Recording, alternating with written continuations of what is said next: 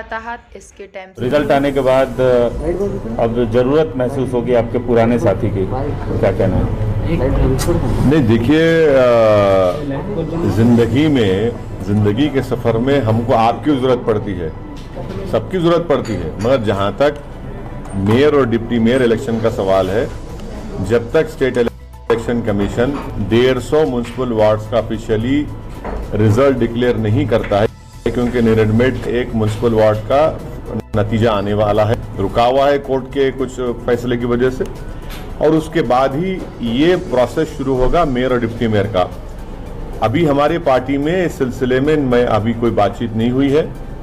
मैं अपने पार्टी के जिम्मेदार एमएलए से, तमाम लोगों से बात करूंगा, और ना टीआरएस से हमारा कोई कांटेक्ट, ना हम उनसे करें ना वो हमसे किए, तो जब ये टाइम है उसके लिए।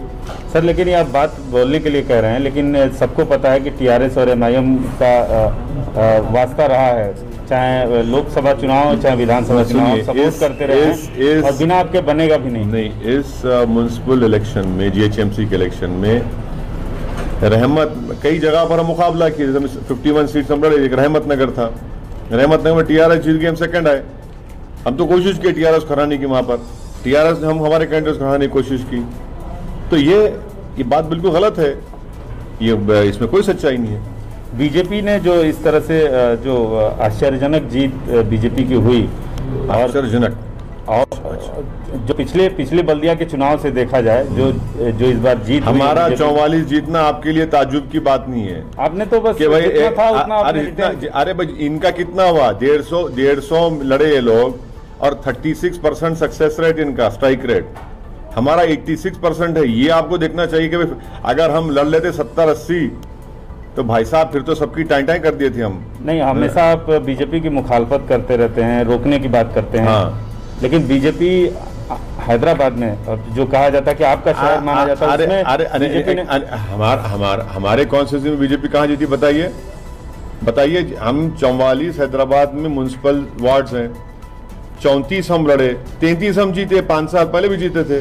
क्या किया बीजेपी ने? सर्जिकल स्ट्राइक, जिन्ना, अफगानी, रोहिंग्या, वो यूपी के मुख्यमंत्री को लाए, 3 वार्ड हार गए। अमित शाह को गृह मंत्री को लेकर आए, वो आपका घासी बाजार हार गए।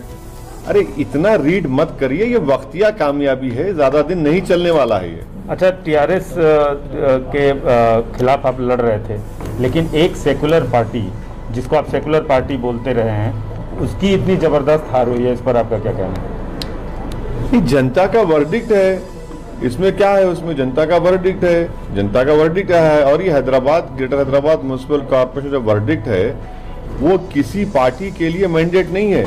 हैदराबाद की जनता ने ना एमआईएम को डिसाइसिव मैंडेट दिया, ना बीजेपी को दिया, ना टीआरएस को दिया। इस मैंडेट की इज्जत करना जरूरी है, इस मैंडेट को समझना जरूरी है। तो ये जो मैंडेट आया, उस ट्रेंड को देखते हुए आपको 2023 में खतरा नहीं महसूस हो रहा है? देखिए, एक बात समझिए, जीएचएमसी यकीनन तेलंगाना का हिस्सा है, मगर जो मेनलैंड तेलंगाना है, वहां पर तेलंगाना की एक फीलिंग है, एक रीजनल एस्पिरेशन है, वहां पर बिल्कुल मुख्तलिफ पॉलिटिकल डेमोग्राफी है। और बहुत हद तक मैं ये समझता हूं कि केसीआर उन तमाम चीजों का एक रिफ्लेक्शन करता है, उनकी पार्टी नहीं। अगर आप बोलेंगे आप गलत कह रहे हैं, तो मैं आपको बता रहा हूं कि निजामाबाद म्युनिसिपल कॉरपोरेशन में 8-10 महीने पहले इलेक्शन हुए, जहां पर बीजेपी का सिटिंग एमपी है, वहां पर क्या मेयर बीजेपी का है, डिप्टी मेयर नहीं है। करीमनगर म्युनिसिपल कॉरपोरेशन के इंतखाबात हुए, इलेक्शन हुआ, वहां पर बीजेपी का स्टेट प्रेसिडेंट है, एमपी है, वहां पर बीजेपी का मेयर डिप्टी मेयर नहीं है। तो इसीलिए हम कह रहे हैं कि आप बहुत ज्यादा इसको रीड मत करिए, इस डिसीजन को। मेरा मानना यह है कि आज भी टीआरएस एक फॉर्मिडेबल फोर्स है मेनलैंड तेलंगाना में।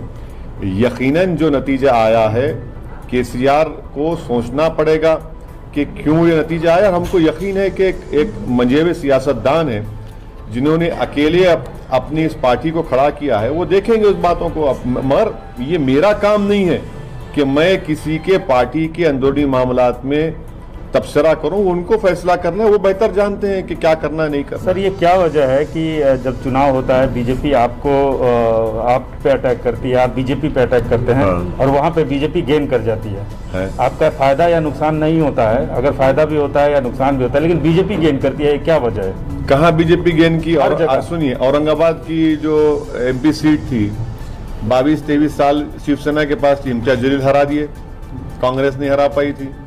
झारखंड में हम इलेक्शन लड़े, नहीं मिली कामयाबी, वहां बीजेपी नहीं जीती। अरे कितने मिसालें दूंगा मैं आपको ऐसे। ये हमको बीजेपी से क्यों जोड़ते आप? देखिए समंदर, सारी सियासी पार्टियां समंदर के दो किनारे एक नहीं हो सकते, इतना याद रख लीजिए आप। समंदर के दो किनारे कभी एक नहीं हो सकते। तो बंगाल में भी ऐसा ही होने वाला है सर, अब बीजेपी जीतेगी, आप चुनाव लड़ेंगे। अरे भाई, अगर मेरे लड़ने से एक तो कोई जीतेगा कोई हारेगा, मैं भी जीतूंगा ना। ये कब से हो गया कि भाई आप ये देख कर लड़ी इलेक्शन? मैं भी हारा है, 7 सीट में हार गया, मेरे खिलाफ क्यों मैं बोलूं, शिकायत करूं, मैं छोटे बच्चे की तरह रहूं कि मैं 7 सीट में हार गया, क्यों लड़े मेरे खिलाफ? यही तो जमहूरियत की खूबसूरती है, यही तो जमहूरियत की खूबसूरती है। तो बंगाल के हमारे जिम्मेदारों से हमारी बातचीत होगी, उनसे पूरा बात करेंगे, फैसला लेकर आपको बताएंगे। बीजेपी जिस तरीके से गेन कर रही है, बिहार में भी आप चुनाव लड़े, आपको भी 5 सीटें मिली, बीजेपी जीती, यहाँ भी यही देखने को मिला। तो बंगाल में आप जैसे बोलते हैं, हर बार आप ये बोलते हैं कि वक्तिया फायदा है। एक बात सुनिए, बिहार बंगाल में पार्लिमानी चुनाव हुए, 18 बीजेपी जीती, हम तो एक भी नहीं लड़े। क्या बोलेंगे आप? TMC के नेता छोड़ के बीजेपी भाग रहे, हमसे पूछ के जा रहे हैं क्या वो? अरे हर चीज में हमको लाके आप लोग खड़ा कर देते सामने। अरे हमारे कंधे पे रखकर बीजेपी का बाजा मत बजाइए, हमारे कंधे पे रखकर बीजेपी का प्रोपेगेंडा मत करिए। और बीजेपी अगर जीत रही है तो क्यों जीत रही है भी तो देखिए। भाई आप तो मुसलमानों का सेक्युलर वोट ले रहे हैं, मगर आपका वोटर कहां भाग रहा है वो भी तो सोचिए। आप वो क्यों नहीं सोचते? जिस दिन ये तमाम जो अपने आप को सेक्युलर कहते हैं वो इस चीज को सोचेंगे, समझेंगे, प्लान आउट करेंगे, तभी जाकर बीजेपी से मुकाबला कर पाएंगे। अगर ये दिन रात 24 घंटे से असदुद्दीन ओवैसी और एमआईएम करते रहेंगे तो कोई फर्क पड़ने वाला नहीं है। करते रहिए, आप हमारा नाम लेते रहिए, हम और आगे बढ़ते जाएंगे। यानी बीजेपी भी आगे बढ़ती जाएगी। अब बीजेपी आगे बढ़ रही है तो इनकी वजह से बढ़ रही है। बिहार में इतना एंटी इनकम्बेंसी था जेडीयू के खिलाफ, और अब वहां नहीं जीतते आप, तो इसका जिम्मेदार किसको देंगे आप? अरे भाई आप नहीं जीत पा रहे तो हमको आप इनकी वजह से, तो ठीक है बोलिए, कोई बात नहीं। सर हैदराबाद की जनता कब तक उम्मीद करे अपने नए मेयर? अभी ये तो प्रोसेस उसका है, उसका एक स्टैट्यूट है, एक्ट है, उसके मुताबिक जब एक्ट आएगा, लॉ आएगा तो फैसला होगा। अगर मेयर एमआईएम के हिस्से में आता है, कोई फैसला नहीं हुआ है हमारी पार्टी में।